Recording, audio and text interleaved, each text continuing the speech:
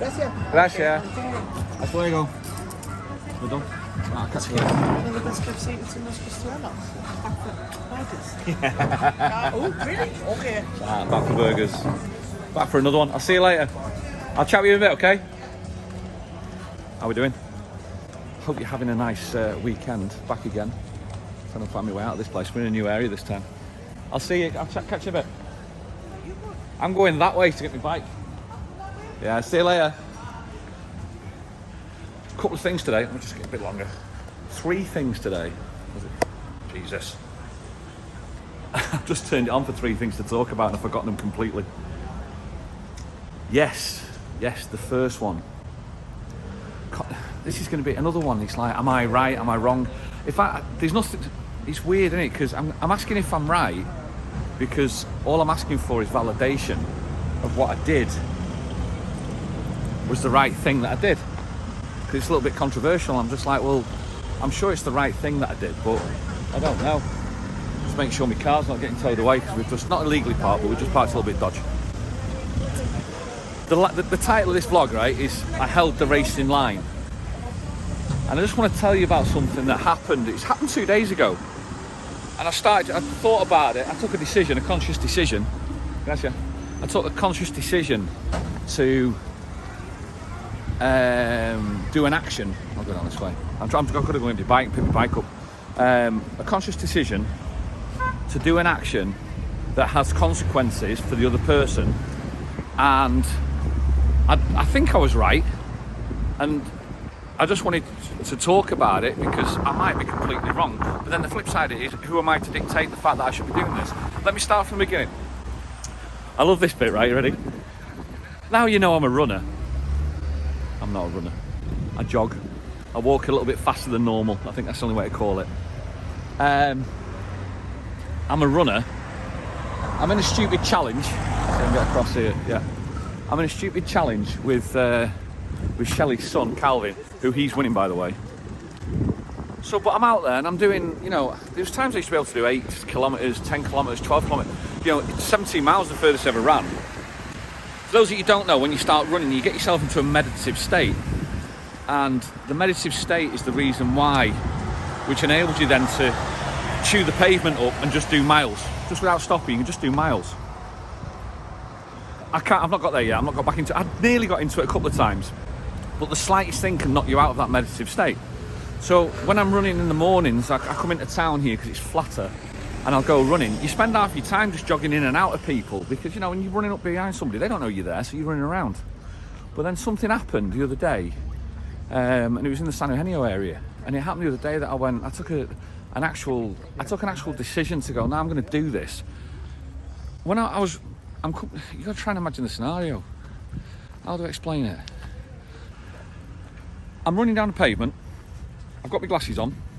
I've got in the zone, let's say, and I'm about 2.5, 3 kilometres in on this run, and it's doing all right. I've just gone past the beer garden in San Eugenio, and I'm running towards the Bougainville. The pavement's quite wide, not many people there, not many people on it, but I'm doing this run anyway, and it's doing okay. And then to the right of me, there's like a bend, comes in like a bend. And I can see this from I can see it from like 20 seconds away. 2 girls come walking around the corner. And they're like, the typical handbag on the shoulder with the phone like this. And they come walking around, and they're walking around the corner straight into my line.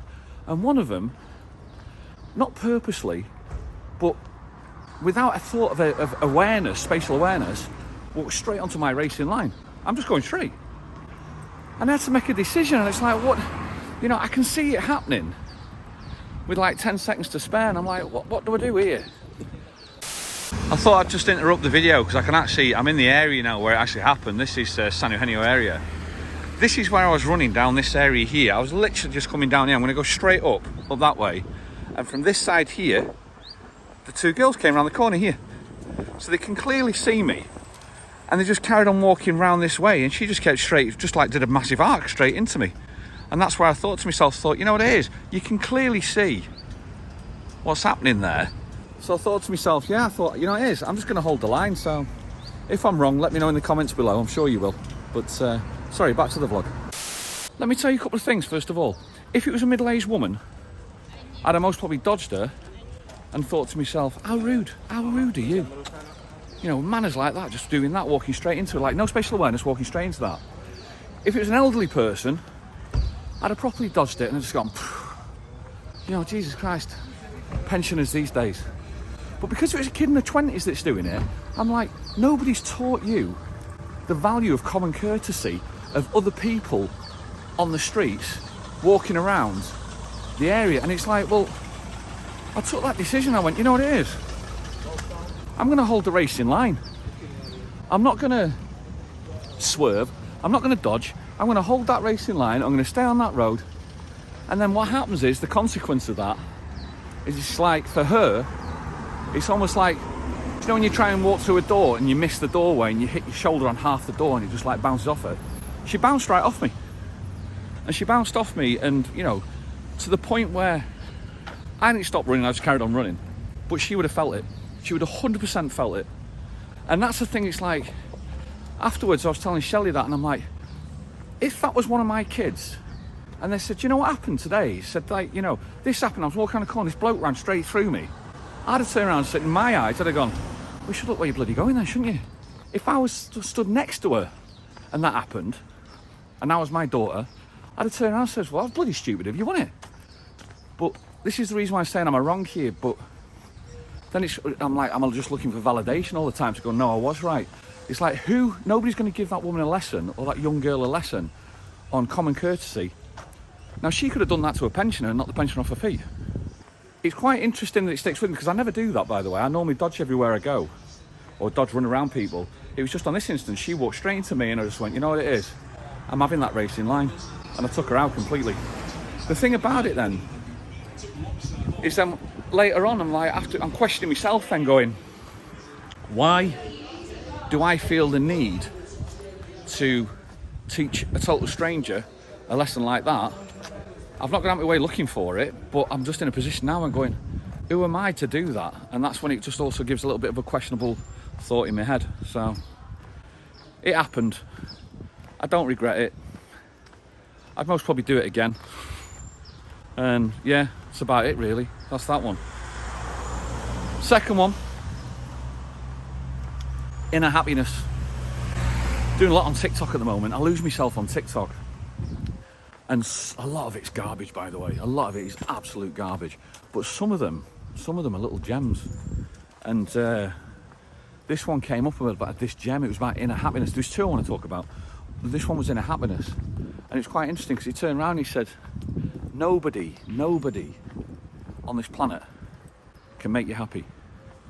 That's down to you. It's down to you alone to get inner happiness. Even your partner, you don't go looking for a partner to find inner happiness. That only comes from you alone. You know, your kids, it doesn't give it you. It's you alone. And you think about it, and it's like all the stuff that happens around you. And, you know, I tell you about the crap that goes on with me sometimes a little bit guarded, but I tell you about it.